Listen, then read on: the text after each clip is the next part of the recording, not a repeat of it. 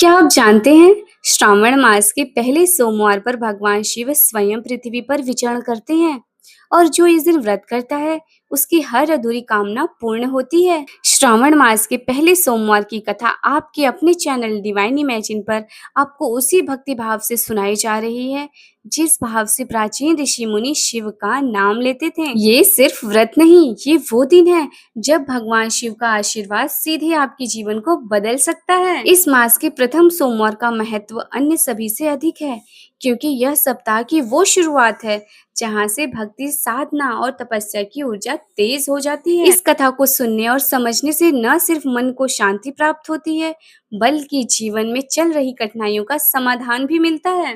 अब आपको लेकर चलते हैं पौराणिक कथा की ओर। प्राचीन काल में एक नगर था, अमरावती। वहाँ एक निर्धन ब्राह्मण अपनी पत्नी के साथ रहता था। उसका जीवन कठिनाइयों से भरा था लेकिन वो शिव भक्त थे।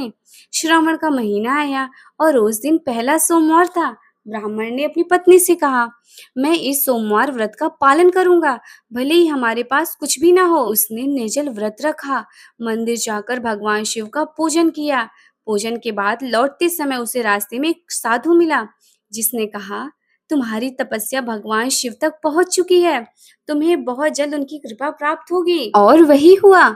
अगले दिन अचानक नगर के राजा ने ब्राह्मण को बुलाया और कहा कि उनके सपने में शिव ने आदेश दिया है, इस ब्राह्मण को राज पुरोहित बना दो, यही तुम्हें सही मार्ग दिखाएगा। राजा ने ब्राह्मण को राज पुरोहित बना दिया, उनका जीवन ही बदल गया। उस दिन के बाद से श्रावण मास के पहले सोमवार को विशेष पूजा करने की परंपरा शुरू हुई क्योंकि उस दिन भगवान शिव का कृपा पात्र बनना आसान होता है। अब जान लेते हैं पूजा करने की सबसे आसान विधि।